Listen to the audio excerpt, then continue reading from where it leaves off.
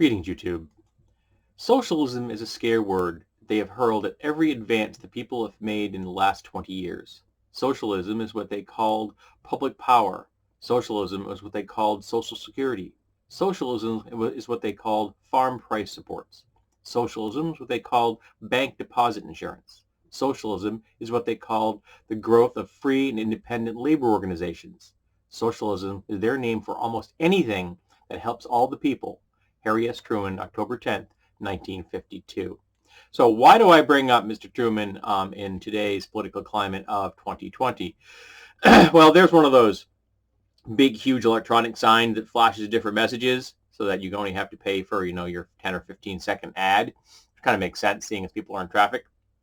And I was stuck in traffic while coming home, and I have to look at it while I'm sitting there. And one of the ads up there was for the shit gibbon. Our current president of the United States of America. And it's basically his name in a big bold letters. And on the top it says, "Stop Socialism," which is why I read the Truman quote. But next to it is something else, which I'm getting to now, which is, "Stop the Squad." Now, the Squad are 4 women of color in the U.S. Congress, the most famous being AOC. And the president doesn't like them, because, well, they're women, they're not white, and one of them is Muslim. And he hates the fact that they're outspoken, intelligent, got elected to Congress legitimately, as opposed to the fact that he lost the general election. They think he's a shit gibbon, because he is. And so they're using a scare tactic from the 1950s and racism and misogyny on an ad for his reelection. It's just that blatant.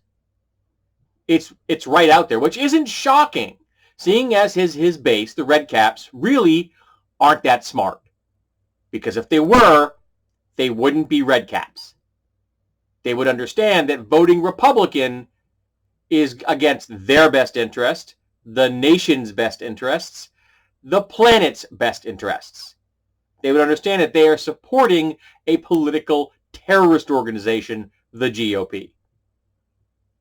But they don't understand that. They like his racism. They like his misogyny. They like his xenophobia. Remember, 63% of white men that voted in 2016 voted for a white nationalist. 54% of women voted for that same white nationalist, white women. In fact, the smallest demographic that voted for him were black women, which still amazes me that he even got 1 vote, but he did. But I think it was like 4%. So black women of America understood really clearly the danger that he posed to us and to them and to the world at large. But the white guys really loved him. This is one of the reasons while I'm in public, I basically don't talk to white people because of the way they voted in 2016. I don't know which ones of them are white nationalists. I don't know who can be trusted. So I just don't talk to them. And if I find out someone is in fact a supporter of white nationalism, I don't ever talk to them again unless I absolutely have to. I recently discovered someone I've worked with for 20 years supports the president. And I despise that fact. He was wearing a t-shirt with his face on it.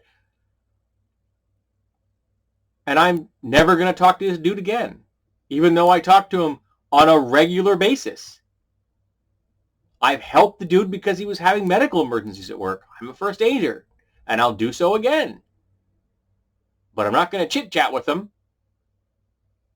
And unless it's work-related, he's persona non grata as far as I'm concerned. He just doesn't exist.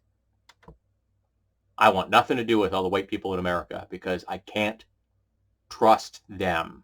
And if I can't trust them, think how all the people of color feel.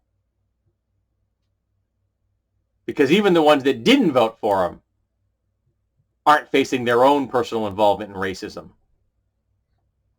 Because it's ugly and they don't want to. So yeah, Socialism is being used as a scare tactic. Racism is being used as a scare tactic. Misogyny is being used as a scare tactic. It's all being brought up right there in the front. It's real obvious. The red caps are eating it up.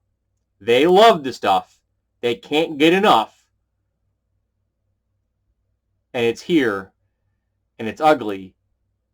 And it's 2020. And it's just as bad as it was 70 years ago. I guess we really haven't come that far now, have we?